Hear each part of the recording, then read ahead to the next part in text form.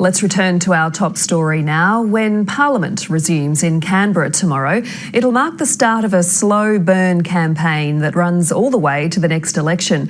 That could be as late as May 2019, so it's a long game for our politicians and for the public. This week's special report examines what lies ahead for the year in federal politics. For the government, it's about convincing Australians recent economic pain will soon turn into gain. Here's political reporter Jane Norman. Hey, you're on camera. Where are you heading to? This popular pit stop for East Coast travellers, cheese and bacon, the pasty, any sauce? Doubles as a basic barometer for the health of the economy. But I don't get people coming in here down in the dumps, really kicking Coke cans, saying it's a bad time. I think things are going all right. That's largely the picture the national figures are painting. Unemployment's down, consumer confidence is rising, and interest rates are still low. When there's a more buoyant economy, when there's more spending out there and more jobs, obviously people are going to travel more. People travelling more equates to more pies. More pies getting sold equates to more staff that we hire, more bakers out the back. It's all about jobs. 403,000 jobs last year. For Malcolm Turnbull, this is about his credibility. Ultimately, the Prime Minister has not been capable of providing the economic leadership our nation needs. He set his own KPIs the day he rolled Tony Abbott for the top job, and one in particular is coming back to haunt him. We have lost 30 Newspolls in a row. It is clear that the people have made up their mind about Mr Abbott's leadership. Mr Turnbull's up to 25 and on current trends will hit 30 within months. If things don't turn around, Coalition MPs know that'll be a deeply uncomfortable week, but unlike 2015, there's no obvious challenger waiting in the wings. There's a sense of relief, particularly within government, that the economy is starting to pick up.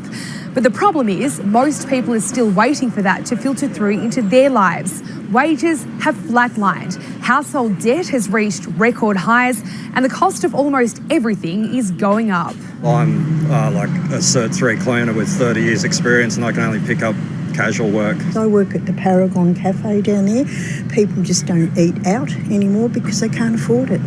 In lieu of a wage rise, the Coalition's hinting at income tax cuts in what could be its final budget before an election. Can we do better?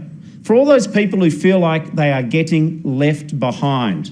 The left behind society is Labor's latest pitch in the battle over cost of living. It's yet to come up with a solution, but Bill Shorten knows he's on fertile ground. The people are getting left behind and we can do better. Labor is doing better when it comes to the polls, but it's also bracing for what could be a difficult start to the year. The citizenship saga will prompt a by-election in Melbourne and possibly in Tasmania, Queensland and Western Australia too, putting Labor's popularity to the test and pressure on its campaign war chest. But that's just the beginning. Voters in Tasmania will go to the polls in March, followed by South Australia, where third-party factors will loom just as large as they did in last year's Queensland election. Then it's Victoria's turn in November.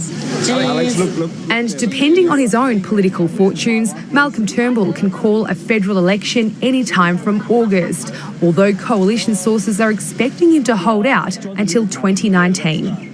I think politics is very ordinary at the moment. I'm not very hopeful. It seems to be all about them, not about the country. I just wish they'd grow up. 2018 will make them all a year older, but politics doesn't necessarily mature with age. Jane Norman, ABC News, Canberra.